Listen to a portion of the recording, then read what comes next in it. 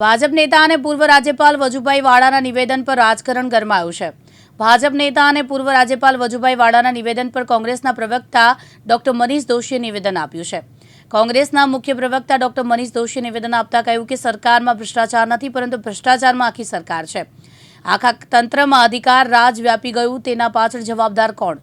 વજુભાઈ વાળાએ આજે મનની વાત કરી છે તેવું ડોક્ટર મનીષ દોશીએ વધુમાં કહ્યું છે। ભાજપાના વરિષ્ઠ નેતા અને પૂર્વ રાજ્યપાલ એવા વજુભાઈ જ્યારે એમ કહે છે કે ભ્રષ્ટ તંત્ર, હકીકતમાં વજુભાઈએ યોગ દિવસે સત્યવાણી ઉચ્ચારી કે આ સરકારમાં ભ્રષ્ટાચાર નથી, પણ ભ્રષ્ટાચારમાં આખી સરકાર છે। જે રીતે કર્મચારી અધિકારીઓ ભ્રષ્ટ છે, પણ એને રક્ષણ આપનારા કોણ છે? આખા તંત્રની અંદર અધિકાર રાજ વ્યાપી ગયું છે, એની માટે જવાબદાર કોણ? વર્ષોથી ભાજપાનું શાસન હોય અને ભાજપાના આશીર્વાદથી સાજીદારી ભાગીદારી ચાલતી હોય અને નાના માછલીઓને દંડ કરવાનો પકડાય તો અને મોટા મગજને સાથે લઈ લેવાના, આ નીતિના કારણે ગુજરાતમાં ગામથી લઈને ગાંધીનગર ને શહેરથી લઈને સચિવાલય સુધી ભ્રષ્ટાચારના ફાઇબર ઓપ્ટિક છે।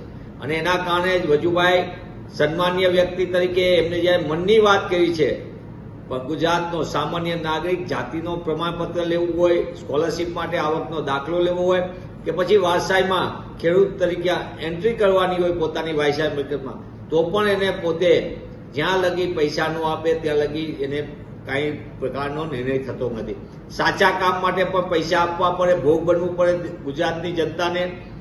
અને સેવા સદનો જે નામ પાટિયા બદલ્યા છે, એ સેવા સદનો હકીકતમાં મેવા સદનો છે। એવો એક પણ વિભાગ નથી કે જ્યાં પૈસા વગર કામ થતું હોય। પૈસા એક જ માત્ર એના રેડ કાર્ડ પ્રમાણે આપો તો જ તમે ચૂકવો, પછી કામ થાય। આ પરિસ્થિતિની માટે જવાબદાર ભાજપાનું ભ્રષ્ટ શાસન જવાબદાર છે।